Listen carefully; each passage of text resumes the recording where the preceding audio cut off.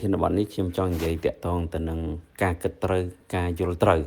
បើយើងគិតអត់ត្រូវឬយើងយល់អត់ត្រូវហ្នឹងបញ្ហាជីវិតយើងគឺស្មុគស្មាញណាហុចមុននឹងទៅដល់ការគិតត្រូវយល់ត្រូវយើងនិយាយទៅលើការគិតខុសយល់ខុសអញ្ចឹងតើអ្វីជាការគិតខុសយល់ខុស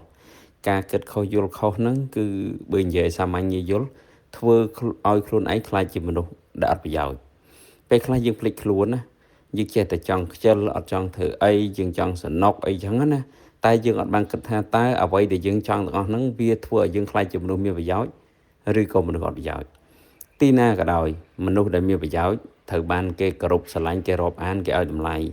ហើយក៏ដូចគ្នាដែរទីណាក៏ដូចទីណាដែរមនុស្សដែលអត់ប្រយោជន៍គឺពិបាកទទួលការស្រឡាញ់រាប់អានការផ្ដោតតម្លៃណាមនុស្សអត់ខុសពីអីវ៉ាន់អត់ខុសពីអីគ្រប់យ៉ាងគឺដូចគ្នានៅក្នុងធម្មជាតិរបស់របរដែលយើងប្រើប្រាស់បង្កើតអត់ប្រយោជន៍ប្រៀបដូចជាសម្រាមអញ្ចឹងទុកនាំទៅចង្អៀតទេអញ្ចឹងបានគេតែងតែយកបោះចោលសោះប្រើប្រាស់អត់កើតចំណីអាហារក៏ដូចគ្នាតែញ៉ាំអត់កើតស្អុយរលួយញ៉ាំទៅមានប៉ះពាល់ដល់សុខភាពអត់ជួយធ្វើឲ្យយើងមានសុខភាពល្អអត់ធ្វើឲ្យយើងញ៉ាំឆ្អែតដោយស្រួលខ្លួនមានកន្លងទេក៏គេចោលដែរគេអត់ញ៉ាំទេអញ្ចឹងត្រឡប់មកវិញមនុស្សយើងក៏ដូចគ្នាដែរនៅពេលដែលយើងគិតខុសយើងតែងតែព្យាយាមធ្វើឲ្យខ្លួនឯងខ្លាចទៅជាមនុស្សអត់ប្រយោជន៍ដល់ពេលយើងខ្លាចជាមនុស្សអត់ប្រយោជន៍វាធ្វើឲ្យយើងនឹងមិនទទួលបានការគោរពស្រឡាញ់ការរាប់អានអញ្ចឹងយើងមានអារម្មណ៍ថាហេតុអីបានជីវិតយើងកើតមកភ័ព្វម៉េះខ្វះការគោរពខ្វះការស្រឡាញ់ធ្វើការក៏មិនជោគជ័យអីចឹងតែយើងភ្លេចគិតថាការគិតរបស់យើងនឹងមានបញ្ហាព្រោះដោយសារអីយើងតែងតែគិតវេះចង់សនុកចង់ខ្ជិលអីចឹងណាអញ្ចឹងក៏ខ្លាចទៅជាមនុស្សដែលប្រយោជន៍អញ្ចឹងការគិតត្រូវយល់ត្រូវនឹងមានន័យថាម៉េចគឺធ្វើជាមនុស្សដែលមានប្រយោជន៍មនុស្សដែលមានប្រយោជន៍នឹងមានន័យថាម៉េចគឺជាមនុស្សម្នាក់ដែលទៅដល់កន្លែងណាគឺនាំភាពចម្រុងចម្រើនកន្លែងហ្នឹងទៅដល់កន្លែងណាគឺធ្វើឲ្យកន្លែងហ្នឹងប្រសើរឡើងមានន័យថាមានវត្តមានយើងទៅដល់កន្លែងណាកន្លែងនោះគឺល្អប្រសើរអញ្ចឹងដូចមកថាបើយើងជារបស់វិញគឺរបស់ប្រើកើតបើនិយាយពីជាចំណីអាហារគឺចំណីអាហារដែលញ៉ាំហើយសុខភាពល្អឆ្អែតស្រួលខ្លួនមានកម្លាំងមិនញ៉ាំហើយរាករុះឬអត់ស្រួលខ្លួនអីទេអញ្ចឹងមនុស្សមានប្រយោជន៍គឺអញ្ចឹងកាលណាយើងគិតទៅថាហត់ធ្វើម៉េចដើម្បីខ្លាចជាមនុស្សមានប្រយោជន៍សង្កេតមើលរាល់ថ្ងៃយើងជានរណាគេយើងជាកូនអញ្ចឹងជាកូនម្នាក់ដែលមានប្រយោជន៍ក្នុងគ្រួសារធ្វើឲ្យឪពុកម្ដាយយើងនឹងមិនធំតែអត់ប្រវាក់ចិត្តដោយសារយើងទេតែអាចមោទនភាពដោយសារយើងទៀតជួយកិច្ចកេះធ្វើឲ្យគាត់មានអារម្មណ៍ធូរស្រាលផ្លូវចិត្តអញ្ចឹងទៅហើយយើងជាប្តីអញ្ចឹងនៅក្នុងគ្រួសារជាប្តីតែយើងបានប្រពេញកាតព្វកិច្ចជាប្តីអត់យើងក្នុងគ្រួសារយើងនឹងមានយើងមួយនឹងតើគ្រួសារនឹងប្រសើរជាងមុនអត់ហើយយើងជាប្រពន្ធអញ្ចឹងក្នុងនាមជាប្រពន្ធក្នុងគ្រួសារហ្នឹងតើគ្រួសារហ្នឹងមានយើងជាប្រពន្ធហ្នឹងស្ថានភាពគ្រួសារប្រសើរជាងមុនឬក៏លំបាកជាងមុនបើប្រសើរជាងមុនយើងជួយអីយើងធ្វើអីដែលមានប្រយោជន៍ជាងមុនអាហ្នឹងឯងដែល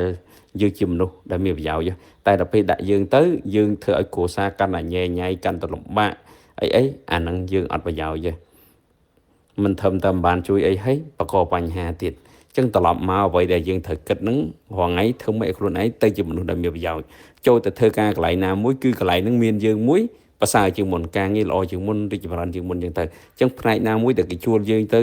ៅគឺយើងធ្វើឲ្យប្រសើរជាងមុនបើយើងអ្នកលក់ដូរវិញគេមកទិញយើងហ្នឹងគឺគេសប្បាយចិត្តគេចំណាយលុយហើយគេអាចបានអីវ៉ាន់បានអ្វីដែលគេចង់បានយកទៅប្រើប្រាស់ដោយភាពសប្បាយចិត្ត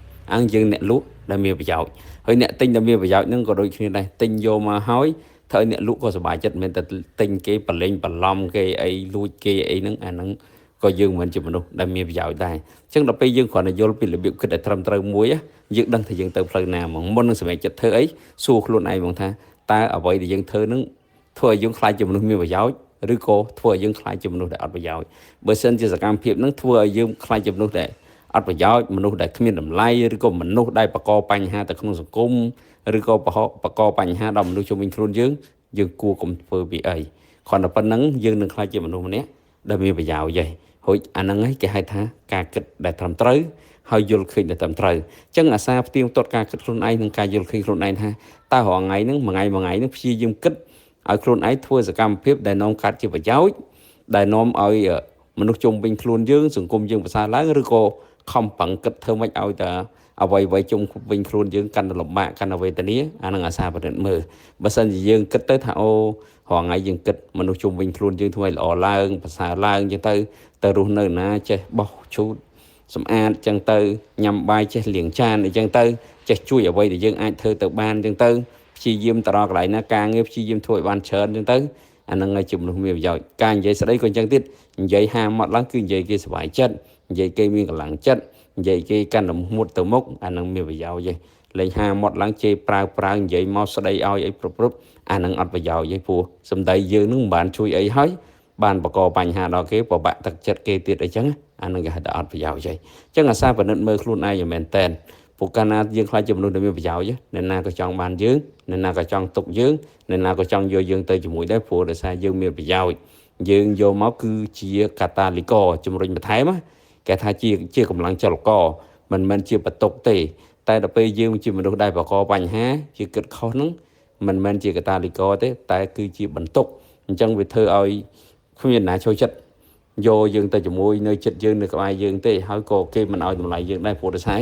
នៅចិត្តយើងទៅគេវាលំបាកវេទនាយើងនាំទៅបញ្ហាដល់គេអញ្ចឹងណាអញ្ចឹងកន្លែងហ្នឹងចង់ឲ្យអ្នកនេះរៀនគិតឲ្យបានត្រឹមត្រូវកាលណាយើងគិតត្រូវយើងដឹងថាយើងត្រូវធ្វើអីហើយអូខេអញ្ចឹងសូមបញ្ចប់ប៉ុណ្ណឹងសង្ឃឹមថាគំនិតនេះជួយដាស់តឿនការគិតអ្នកងារឡើងឲ្យកាន់តែល្អប្រសើរជាងមុន